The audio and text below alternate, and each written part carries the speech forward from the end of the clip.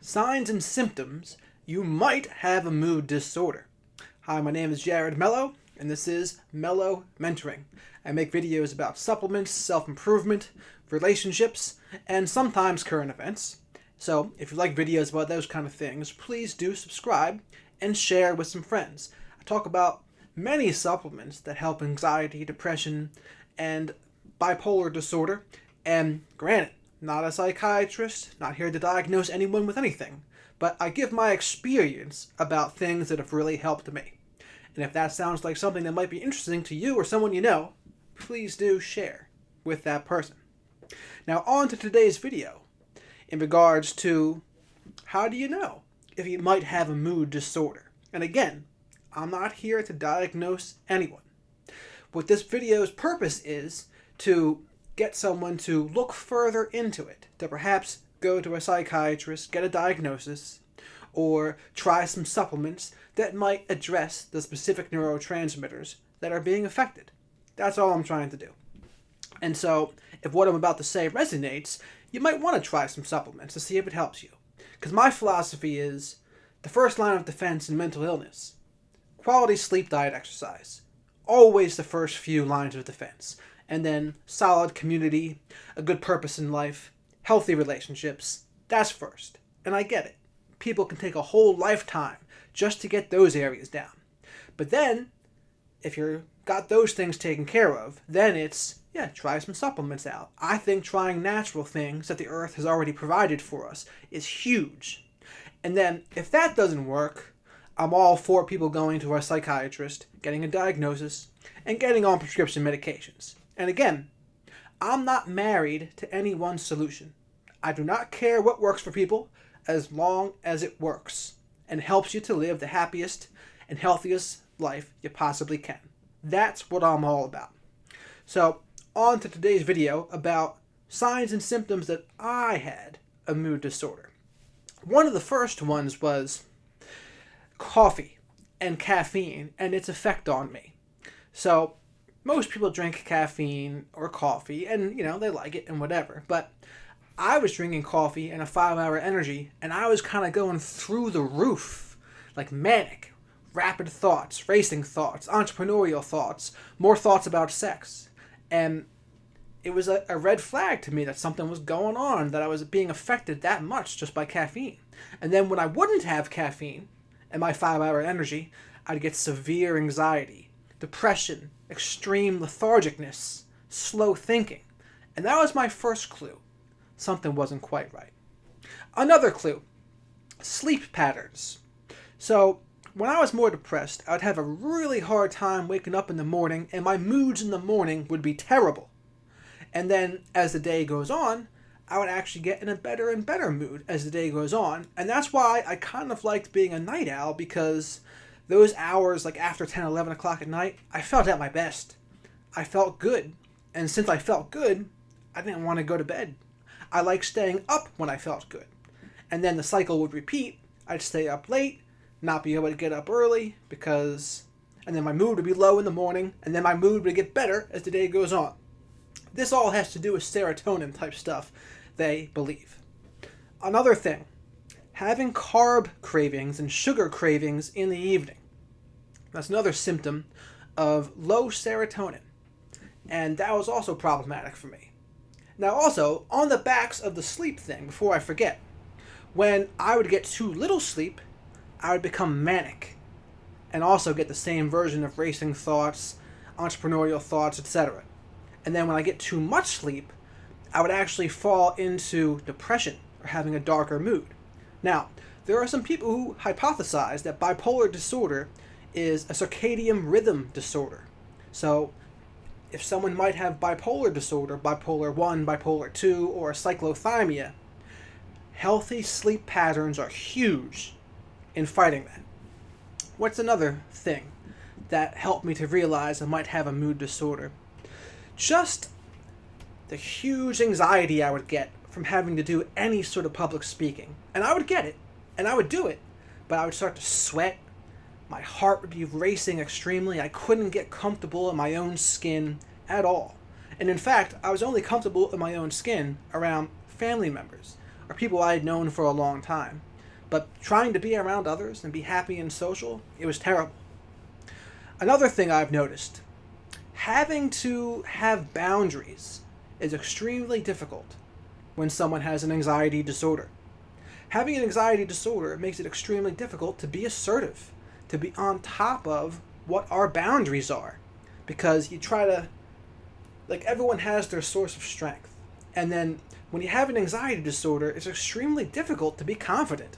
And for me, I had a really hard time liking and loving myself when I had more of an anxiety disorder. I didn't like it. I didn't like that part about myself. I wanted to be the confident person. I wanted to be the person that was like the leader. And I wasn't that person when I had anxiety. I just wasn't. So that was another sign that I wasn't able to have boundaries. I wasn't able to tell people no. Extreme people pleasing. That was another symptom and sign. What else? Are there any else? And of course, abusing of alcohol and drugs, self-medicating anxiety and depression. That's another huge one. So that, for example, say someone drinks a few beers, and all of a sudden after a few beers, all the anxiety and all the depression just seems to melt away. And then when you're not drinking or not on a drug, all that baseline anxiety and depression returns. That's another huge sign. So just to reiterate what we've gone over so far, a lot of it has to do with sleep, right? What time you go to bed, what time do you get up? Oftentimes people who have a mood disorder like to stay up later and have a lower mood in the mornings. Too little sleep can equal mania for someone who's bipolar 1, bipolar 2, or cyclothymia. Too much sleep, depression for those same people. Sugar cravings and carb cravings in the evening, the symptom of depression. Extreme social anxiety, having a hard time being assertive with boundaries, that's another one. And then the sensitivity to caffeine, that's a huge one too. So people can like caffeine, but when you're really sensitive to it, like, the extremes are very far apart. And lastly, before I forget, because this is a huge one too, suicidal idealizations. If someone's having suicidal idealizations, something is almost certainly up. Now, not to judge anyone who has those, because I've certainly had those in the past too, but it also was a signal that something's not quite right. And I haven't had them lately, honestly. Like, I've had to go through my extensive routine here, but I've not had suicidal idealizations for a long time. And for that, I'm extremely grateful. And I know someone's probably watching this video thinking that they're in a bad spot now, they're maybe extremely impulsive, they're having dark thoughts, suicidal idealizations, and they think to themselves, that could never be me. I don't see a way out. I don't see the way out. I can't see the path to get there. And let me tell you, I didn't see the path to get there either when I was in your spot. But as long as we don't give up, we can get somewhere else better. Now, there might be a lot of trial and error. There might be a lot of growing pains along the way. But as long as we keep on trying to move forward and work on ourselves, we could find it. Not wait for someone else to try to save me, because that's something I also used to do. Like, I needed someone.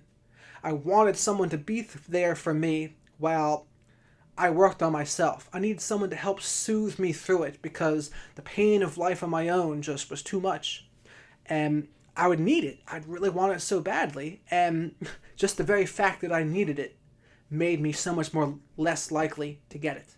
Because people don't want to be with someone that's not whole, that's not autonomous on their own. They can sense that you're trying to be some sort of emotional vampire and just suck their energy out of them. And that's exactly what I'd want to do.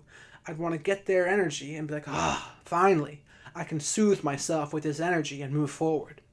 And it's just sad. It's not a good thing. And I wasn't able to do that.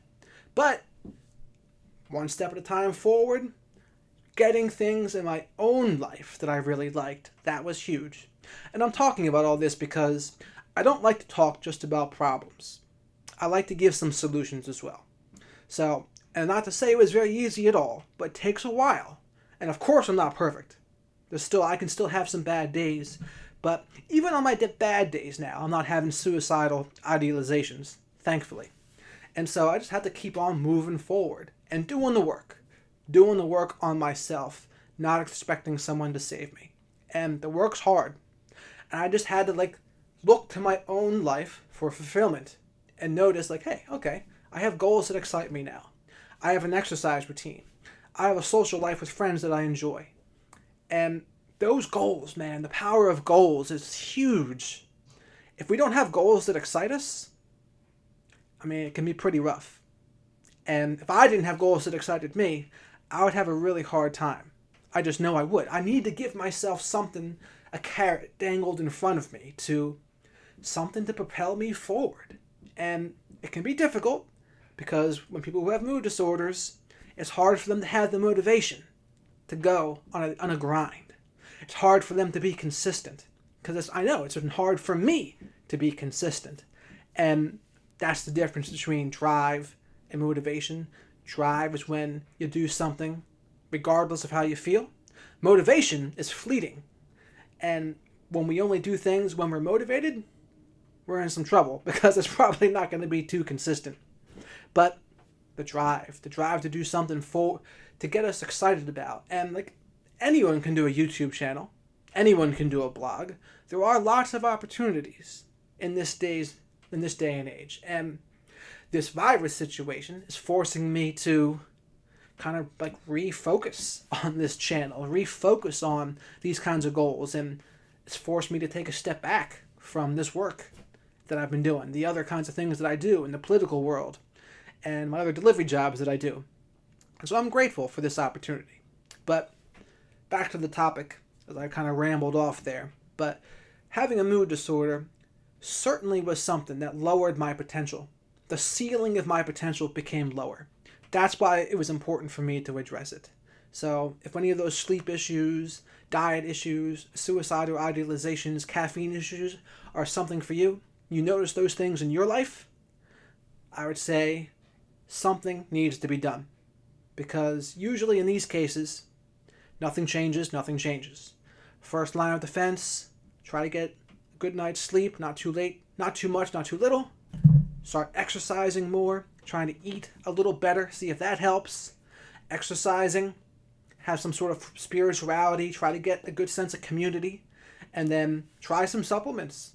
There are things for anxiety to talk about on this channel. There are things for depression. There are things for bipolar 2 and cyclothymia, mood stabilizers like lithium orotate that are completely natural and that are good for our bodies. There are things to try. And if those things don't work, you can always go to a psychiatrist, get a diagnosis, and take their suggestions and see if that helps you. Because again, I'm not married to my solutions here. I only want what's best for people, and I only want them to do things that are going to work for them.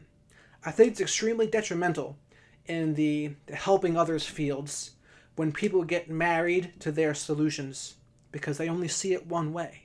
They only see it their way. They saw the way they did it, and if someone else doesn't do it their way, they get all bent out of shape and they think the other person's doing it wrong.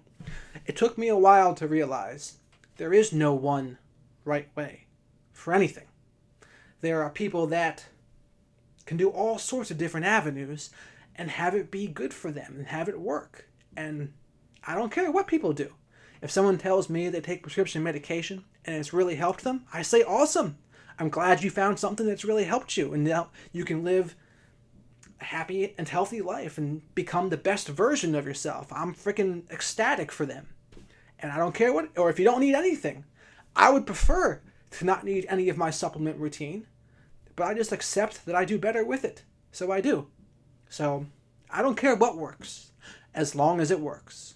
So I'd love to hear your feedback about this video. Comment what you think. Like it, don't like it. Anything I forgot about mood disorders, etc. I'd love to hear it below. So with that, thanks for watching. Happy quarantine. Let's try to use this opportunity to work on ourselves. Do some things different. And remember to be nice to our fellow humans that are hopefully only trying their best. That this is a stressful time, and in stressful times, people's defects come out. Let's remember that. Try to understand where they're coming from. Don't jump down people's throats. And just try to do the next right thing. So with that, thanks for watching, and have a good one.